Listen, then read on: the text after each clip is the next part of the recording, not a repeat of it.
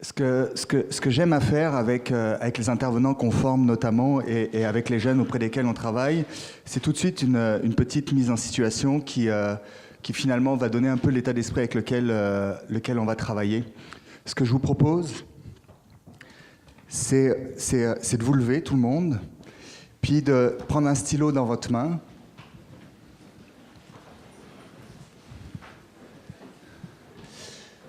Puis, quand vous avez ce stylo dans votre main, la première chose que je vais vous demander, c'est d'oublier ce qui se passe dans votre tête et essayer de voir ce qui se passe à l'intérieur ici, au niveau de votre corps, au niveau des sensations. Vous allez prendre ce stylo, vous allez le tenir paume vers le bas, et quand je vais vous dire top, on va le lâcher. On va le lâcher, et déjà j'ai des réactions, c'est excellent. Ok ? Donc, on lâche. Quand je vous ai proposé de le lâcher, qu'est-ce qui s'est passé? Ou même au moment où je l'ai dit, qu'est-ce que vous vous êtes dit à l'intérieur? J'espère qu'il n'y a pas brisé. Donc une petite tension qui se crée, hein? Ok? C'est exactement ça. Est-ce qu'il y a d'autres commentaires? Est-ce qu'ils vont tomber en même temps? Perfectionniste. Et si on ne l'a pas lâché? C'est excellent, c'est une bonne réponse. Il n'y a pas de mauvaise réponse. Maintenant, ce que je vous propose, c'est de retourner la main, paume vers le haut, avec votre stylo. Et là, au moment où je vais vous le demander, d'ouvrir cette main. Allez-y. Puis au niveau du feeling, est-ce qu'il y a eu des peurs? C'est le silence. Et dans les deux cas, on a lâché prise. Dans le premier cas, on lâche prise, ça nous fait peur. Dans le deuxième cas, on lâche prise. En fait, on permet à la chose d'exister sans nécessairement risquer de la briser. C'est un peu ça le principe avec lequel on essaye d'intervenir au niveau de la formation. Lâche prise, passe par le corps, oublie ce qui se passe dans la tête. On va vivre l'expérience, puis une fois qu'on aura vécu l'expérience, on verra ce qu'il en ressort. Ça va? Dernier point, j'ai pas fini. Maintenant, ce que je vais vous proposer, c'est vous allez enlever vos souliers.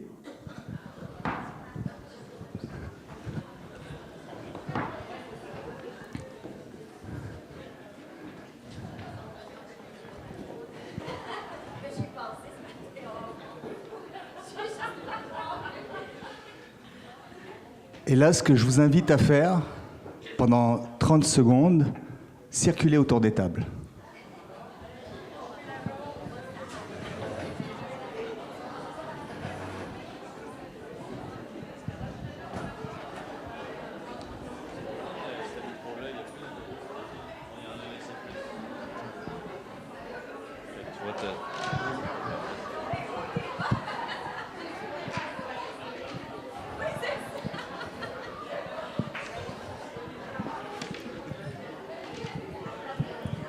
Je vous propose de retourner à vos places.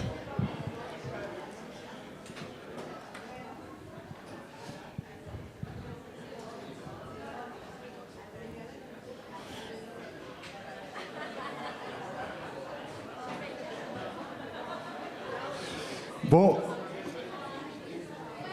comme on m'a donné que 5 minutes de plus pour faire ça, je vais vous arrêter tout de suite. Qu'est-ce qui s'est passé au moment où j'ai demandé d'enlever les souliers? Il y a eu de l'inconfort, autre chose? J'espère que j'ai des beaux bas, ok? Il y a un trou dans mes bas. Quand vous avez marché, finalement, vous avez trouvé ça comment? C'est frais, hein? Puis, intéressant. On a croisé des gens. Ben, c'est un peu ça la mise en déséquilibre. Généralement, quand on demande aux personnes d'enlever leurs souliers, c'est ça qui se passe dans la tête, c'est « Oups, est-ce que j'ai les bons bas? Est-ce que je sens des pieds? Est-ce que je vais avoir des trous sur mes bas? Non, je le fais pas. Non, je le ferai pas. » Puis là, il y en a d'autres qui le font à côté, donc on se met à le faire. Il y en a d'autres qui restent figés dans leur position, puis qui le feront pas. Puis finalement, quand on finit par marcher pieds nus, c'est le fun. Tout le monde rigole, on se croise, ça crée une situation déstabilisante, mais dans laquelle justement on est presque tous à égalité finalement, parce qu'on est tous déstabilisés. Ben, c'est un peu ça l'idée de déséquilibre, c'est que pour avancer du point A au point B, il faut que le corps il passe par une mise en déséquilibre, sinon tu restes sur place. Donc comment tu fais pour accepter d'aller dans le déséquilibre pour pouvoir avancer vers autre chose? Et en éducation, ben, c'est un peu ça qu'on vit. Puis je suis un adulte qui est retourné aux études. C'est complètement ça que j'ai vécu. C'est hop, il faut que je retourne sur les bancs d'école. J'étais pas particulièrement un bon élève. Et là, il a fallu que je me remette en déséquilibre. Et puis j'ai trouvé ça difficile, alors que depuis 20 ans, c'est ça que je promeus. Je promeus la mise en déséquilibre. Je vous assure que quand ça a été pour moi à l'université, ça a été compliqué. Pour les profs aussi, je pense. Donc, mon 10 minutes commence, hein. Seulement maintenant. Hein. Je tiens le temps. Je voulais vous parler d'un exemple. En fait, je veux juste vous parler d'un exemple d'une alternative éducative qu'on a mis en place il y a une vingtaine d'années. Là, je l'ai appelé Niska parce qu'on est en train de le développer en milieu autochtone. Mais je pense que depuis hier, vous entendez beaucoup parler aussi du milieu autochtone. Donc, ce projet-là, Niska, s'appelle aussi Programme Alteraction, qui existe déjà depuis une quinzaine ou une vingtaine d'années. Des jeunes s'entraînent 3 fois par semaine, pendant 12 semaines, font des marches de nuit dans le bois, en plein hiver comme en plein été, font 250 km en vélo en 2 jours, et finissent par une course à relais de 300, 400, 500 km. On a commencé ça aux alentours des années 2000. On a fait une recherche sur ce qui se passait pendant ces projets-là et on a développé un programme de formation. Si bien qu'aujourd'hui, on forme des intervenants pour qu'ils aident pour faire vivre une aventure sportive à des jeunes qui souvent sont en situation de vulnérabilité. On l'a fait donc beaucoup à Montréal, à Laval, et là on est en train de le développer en milieu autochtone. On s'adresse aussi à des personnes qui sont en situation de handicap, et on est aussi en train de s'adresser à des personnes immigrantes. J'ai absolument pas suivi mon affaire. C'est pas grave. Notre prémisse de base, notre cadre conceptuel, diraient les chercheurs, c'est de dire quand tu te connectes à toi, quand tu te connectes aux autres, quand tu te connectes à ton environnement, tu fais du développement humain. Mais il faut se connecter aux 3 affaires, aux 3 sphères. Et notre intention de départ, donc, c'était d'utiliser le sport pour que les jeunes se sentent capables de contribuer au projet de société.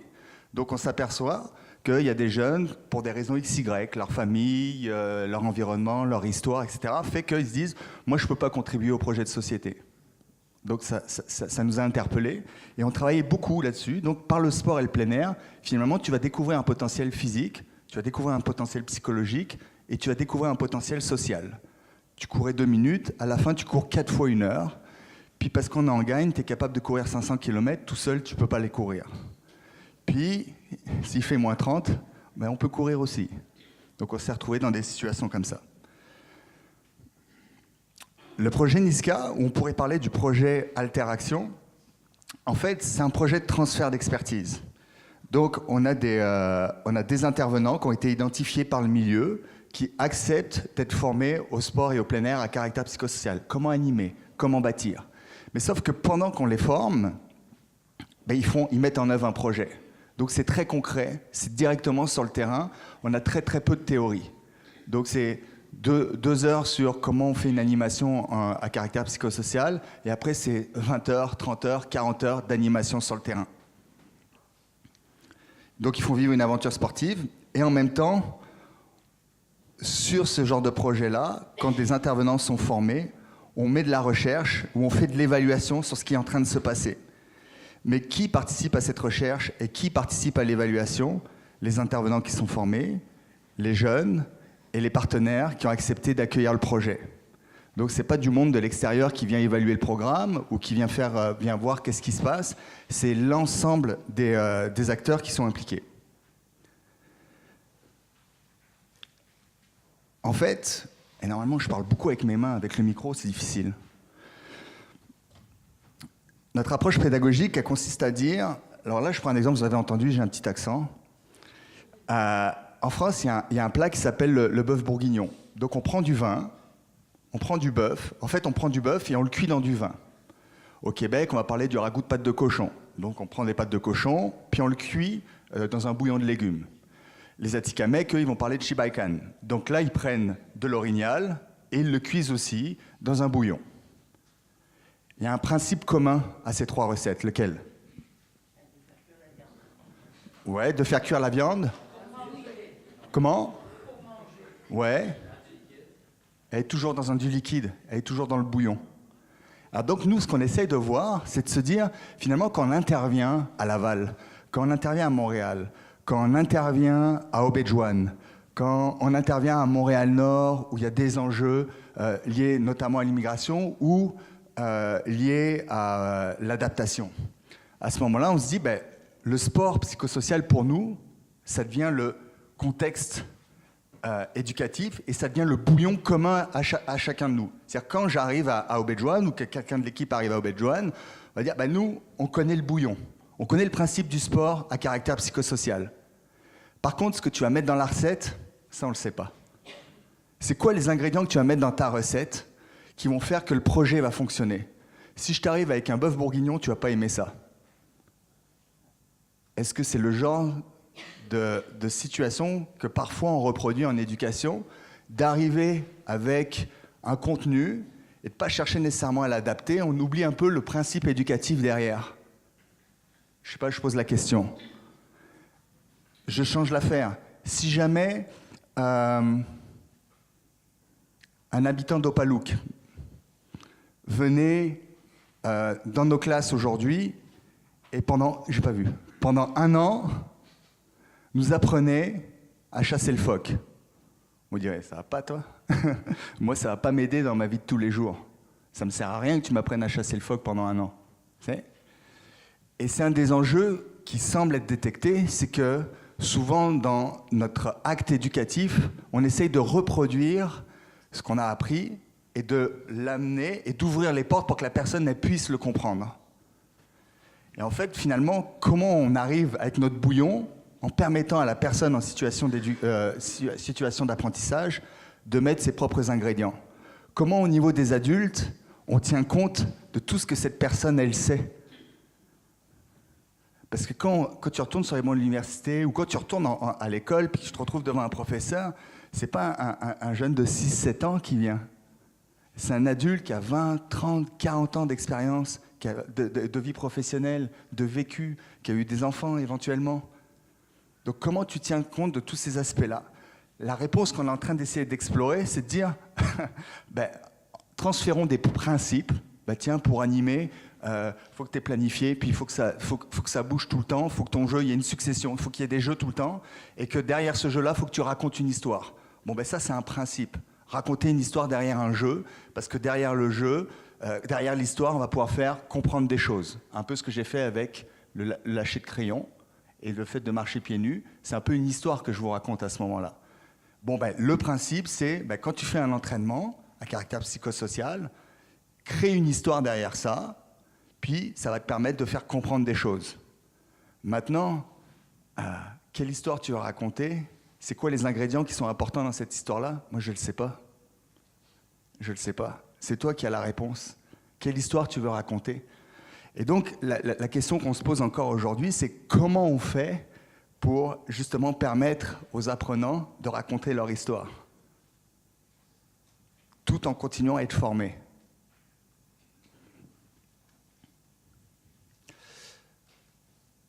Dans nos pratiques, que soit donc en milieu autochtone ou en milieu non autochtone, donc bah, nous c'est le jeune avec lequel on travaille, on le met vraiment au centre, et puis on a une approche systémique. Donc on va avoir les aînés, les parents, les institutions. Les aînés, on dit ça pour les autochtones.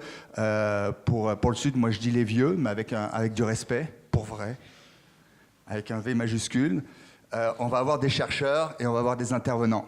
Et la façon dont on va fonctionner, c'est que les jeunes, la communauté représentée par les aînés, les parents, les chercheurs et les intervenants vont travailler ensemble.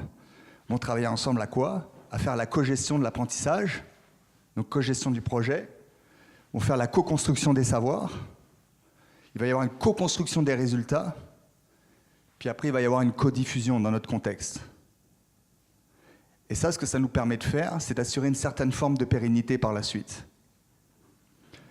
J'ai essayé de faire un parallèle dans notre contexte à nous, on a notre adulte, on peut avoir les entreprises, les institutions, les citoyens, la société civile, on peut toujours avoir les chercheurs, évaluateurs, et on va avoir les éducateurs accompagnants.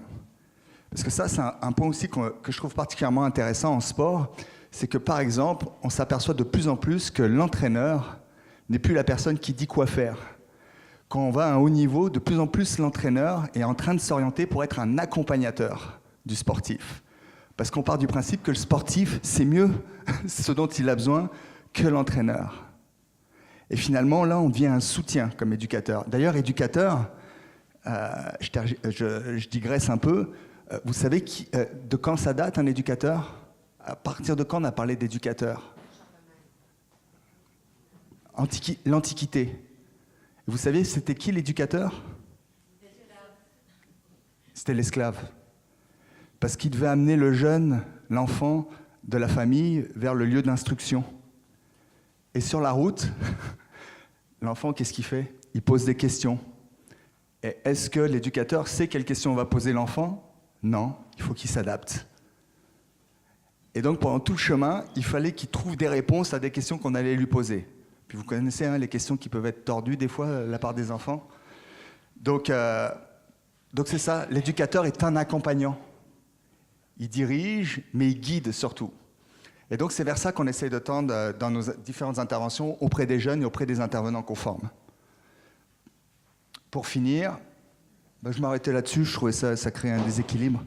Mais en fait, il y a une phrase qui m'interpelle ces derniers temps, c'est un éducateur spécialisé qui disait ça, c'est Roussel, c'est un éducateur spécialisé français, chercheur, qui disait l'homme, au sens large, a été confronté à l'impossible à partir du moment où il a accédé au langage. Parce qu'il s'est aperçu qu'il ne pouvait pas tout dire. Et donc, ça devient intéressant de passer par le corps et de décontextualiser à ce moment-là l'éducation, peut-être. Merci.